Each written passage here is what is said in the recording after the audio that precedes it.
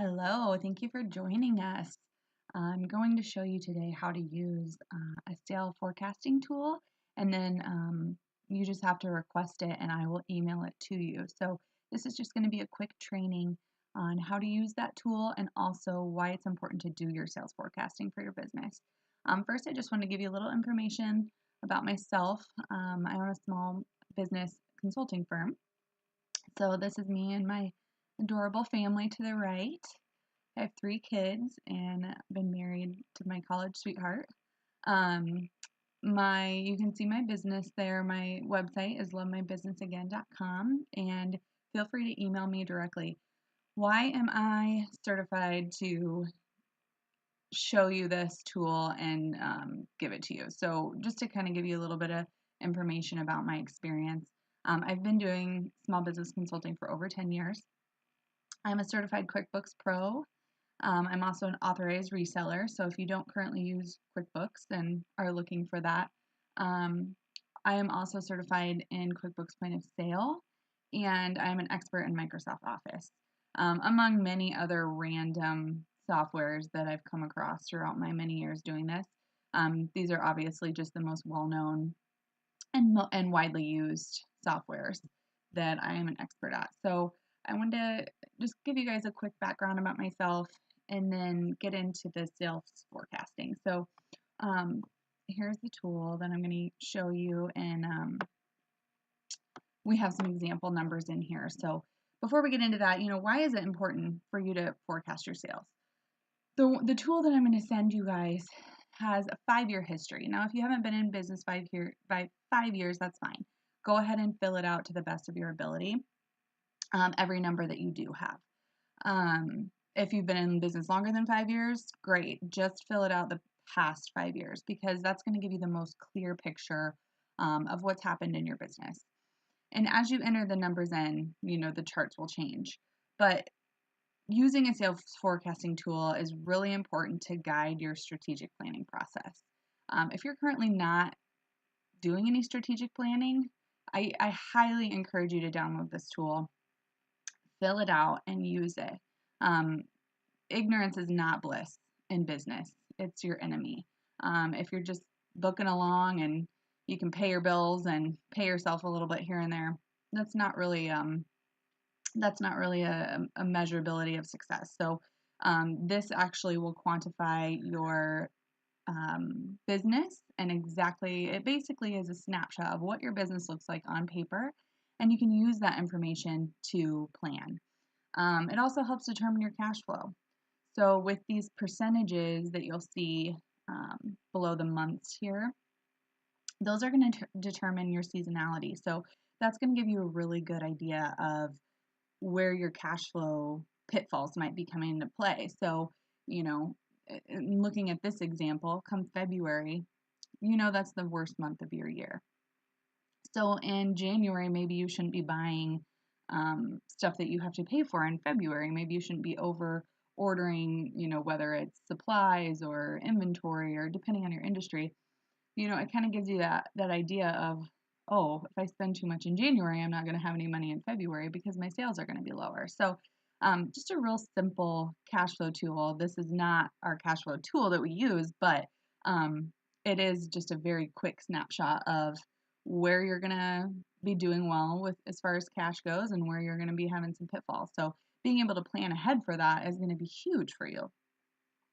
It also shows your operational demands. So just like your cash, where do your staffing needs fall?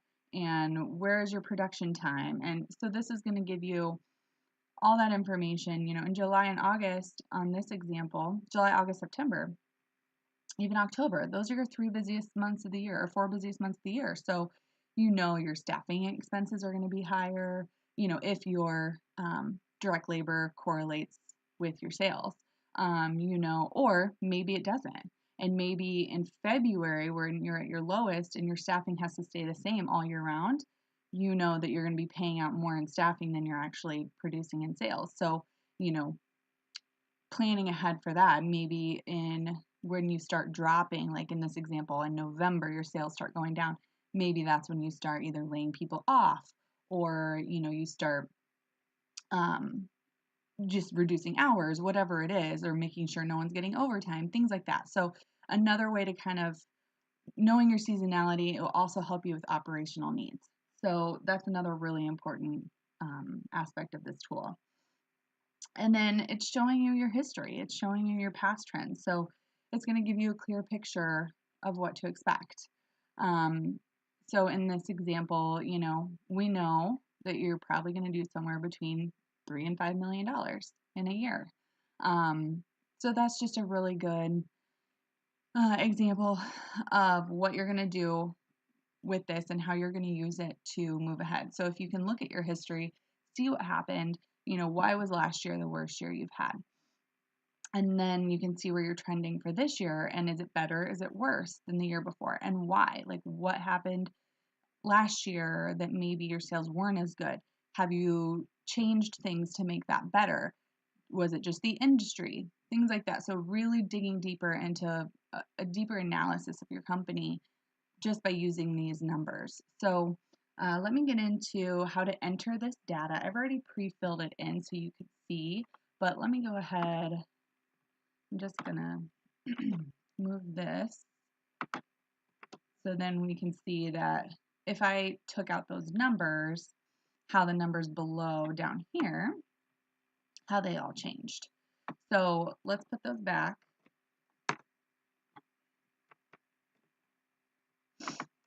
And we are going to, I'm just going to kind of give you some examples of how to use this. So if you use QuickBooks, in order to enter these numbers, what you have to do is go into your financial reporting, and you want to, or any accounting software really, and you want to get to your profit and loss statement. And then you want to change the date to the month that you need. So say you need January 2012, you want to change your report date to 01/01/2012 through 01/31/2012. And then you want to look at your gross revenues. And that's the number that you're going to enter here, because all we're doing with this specific tool is entering your gross sales. So we don't want to know your expenses for this. We don't want to know we don't want to know your cost of goods sold. We don't want to know your fixed expenses. You can see at the bottom I have other tools that calculate that stuff as well. This is just going to be for your sales. So to really show your gross revenues and what that means and where your money is coming in. So you're going to fill this out to the best of your ability. And maybe you, like I said, maybe you've only been in business a year. So you're going to fill out 2016. You might want to change. So everything in yellow is what you can change, is what you should change. So since we're so close to the end of 2017, maybe you want to change this to 2013. And if you do, you'll see it'll update everything. And then maybe you want to use this to forecast your 2018 instead. So instead of finishing out 2017. So all you do is enter your year you want to start with here, and it'll adjust it. So that's why the top cell is yellow, because that's the only one you change, and then it'll automatically update for you. All the monthly cells are yellow because you're going to want to enter each and every month. And then your goal is yellow. So for this client, we decided that our goal should be 34% over last year, and we based that on where we were trending down here for year to date. So you can make your goal whatever you want. You can calculate it. You can do it, based on where you are for this year, based on, say you're going to forecast for 2018, and we have more months to enter down here. Then you can go ahead and enter, okay, well, this is what we did this year. I want to do 10% over. But you have to be realistic. Why do you think you can actually do 10% over? Do you think you can do 30% over? Do you think you can do 50% over? Your trends, that's what this is for. It's going to show you what you can realistically estimate for, not being overly optimistic, not being underly pessimistic, because that can hurt you, or overly pessimistic, because that can hurt you as well. So, if you think you're only going to do 3 million and you end up doing 5 million, you're going to have some major, probably customer service issues, supply shortages, staffing shortages, all sorts of issues. So you can't underestimate too much as well as overestimate too much. So this tool is invaluable to be able to put you right where you need to be for that. So for our goal, you can calculate it however you want, however you feel is the most accurate picture of your business. So when you get this tool, all those yellow, whoops, sorry about that. All those yellow boxes are going to be empty. So you're going to want to go in and fill out to the best of your ability. And then up here, you're going to enter, your company's name. And then your chart's going to look different. All this information is going to fill in for you. So if I delete this out, you can see there's no chart there. So when you get it, you're not going to have a chart because your numbers aren't in there. And as you're adding numbers in, the red bars will show up and they'll adjust for every month that you add a number. They're going to change. Your seasonality is going to change. Your percentages are going to change. So don't even worry about it until you're completely finished entering your numbers. And then that's going to give you your most accurate picture of your 5-year forecast or history, or less if you don't have 5 years of business. So then down here, you can see that these cells are yellow as well. So what you want to do is, say that this is, so for this, we're going to do 2017.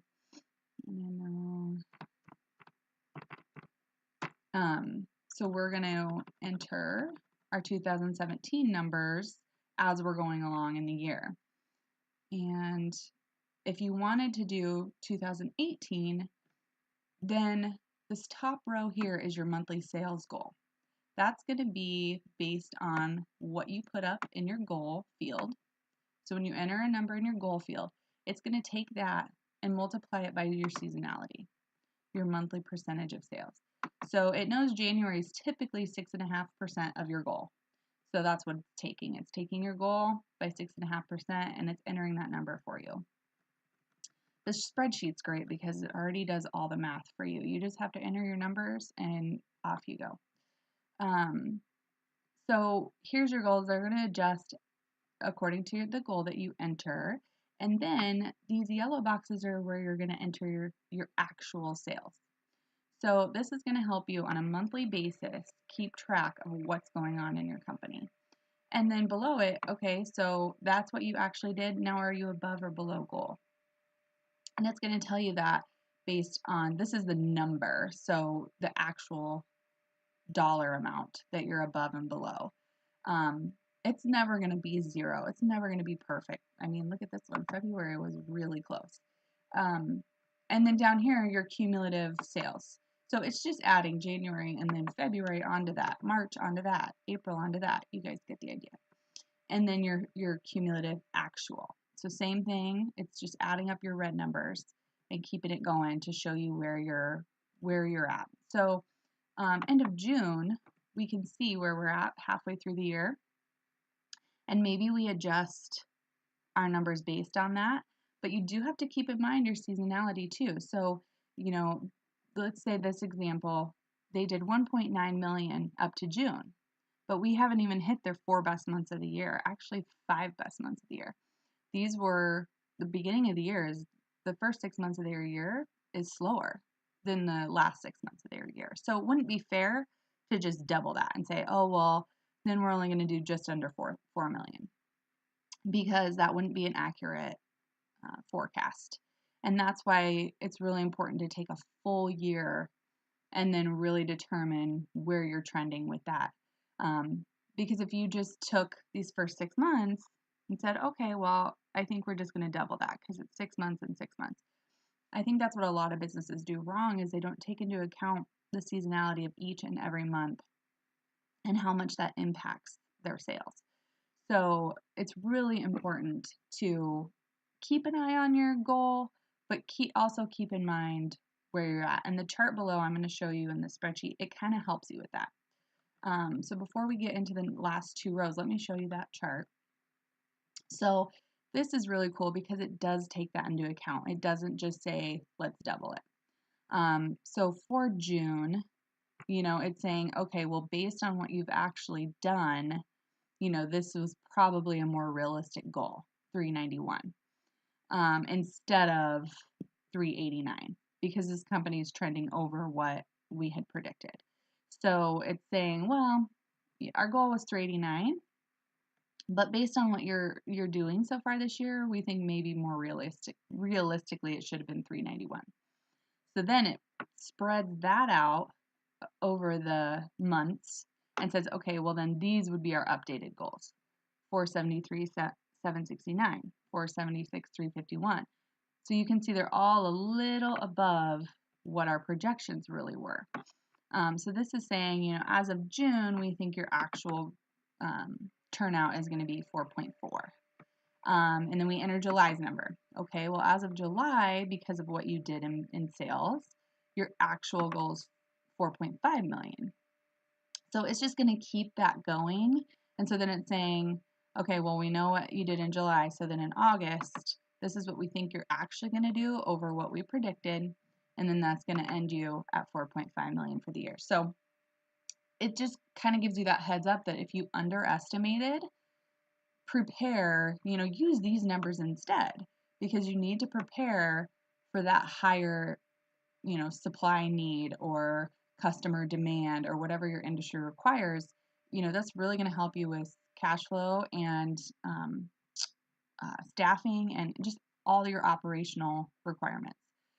So as you enter these, so let's say in August, they did a little bit less than anticipated. Okay, so then that's going to change the numbers back down. So then you can see as of September, okay, well, we went back down a little bit for our annual goal. And then September's almost over. We're going to say that they did better. So again, it just keeps updating it, and you can see this 4.561. And these are very minimal adjustments because our original is 4.4. So to do $100,000 more over the course of, the next anywhere from 4 to 6 months, that's really not going to impact your operations and your cash flow as much as, if this was $1 million difference. So that's where it's going to really help you keep tabs on everything. Let's say here they did $100,000 more than expected. Well, now, that makes a $200,000, almost a $300,000 difference from our original plan. So when your cash is gone and you're not understanding why, that's why. Your sales went up, so your supply, needs went up, whether your supply is inventory or raw goods, or even just staffing is your only supply. Or maybe you had to buy a new piece of equipment because you can't keep up with demand. This is just going to give you those tools to show you, well, why? We're doing so well. Why do I not have the funds? Well, because you didn't plan for it properly. So this gives you that opportunity to plan for that. And that's exactly what you want in business. It's all about planning. It's all about making sure that you're doing, you're planning ahead and you're preparing. Okay, I think I am going to have to buy a new piece of equipment this year because last year we did 3.3 million and this year we're going to do 4.7. And I need XYZ in order to accomplish that. So maybe, you're going to need to take out a loan to purchase something to be able to keep up with that demand. And you're going to be able to cash flow that debt burden. So those types of things. Or unfortunately, what if this is the opposite? What if you're losing business? Maybe you forecasted too high. Whoops, that would be really bad. Same thing, you have to plan for that as well. So maybe the year before you purchased too much of something and now your cash flow is so tight, maybe it's time to liquidate a few things. If you have too much inventory, maybe it's time to liquidate in order to get yourself back on track. Or maybe you need to, not necessarily liquidate, but maybe you need to reduce staff because your sales aren't as high as you thought they were going to be. So you can't staff for a $4.5 million year if you're only going to have a $4 million year. So that's just another example of, okay, this is how we can use that tool to say what's going on in our business. Um, it's pretty simple, guys. That's all I really have for you. If you have, let's go over these last two down here, just so you know what they are. This is your year-to-date variance. So it's saying, okay, this is as of August, you're $27,000 in the hole from what you thought your goal was going to be. So it just gives you an idea of your dollar amount difference in sales. And then down here on the bottom, this is your percentage of that. So you estimate, or when you forecasted, you were 97% accurate, for your year. Here you're getting to only 95% accurate. Maybe it's time to adjust goal, maybe not. And then, because we're playing with our numbers, here it says, okay, in October, we're 103% accurate. So if you can get as close to, I would say you want to be, near 100%, within 5%, over or under. So if you're getting beyond that, then I would say it's time to adjust goal, because that can make a huge impact on your business if you get too far over or too far under. So that's when I would actually go up and adjust your full-on goal for the year. So say we're just not within our boundaries like we want to be, then we're going to say, okay, well, I actually think we're going to do that instead. It changes your whole year, and it changes, okay, I estimated our goal to be higher, so we're under goal because I raised the goal, so now we're not quite hitting it. But so in this example, I wouldn't have actually changed goal because we were so close. But if that's something that you need to do because you're so far away, I would adjust your goal to be within 5% of 100, either above or below. So I hope this is very helpful for you guys. I hope you can see the value in using this tool and what it's going to do for your business, how you can use it to propel your company forward, and just plan. Just make sure that you're ready for what you need to be ready for in business, because things are always, there's always curveballs, and you want to reduce those as much as possible. So this will help you just really get that strategic planning in place. Go ahead and click in the link below the video in order to ask for your tool, and we will get it to you right away. As soon as you enter your email, we'll send it over. So I hope this is useful, and thank you guys for watching. Appreciate it.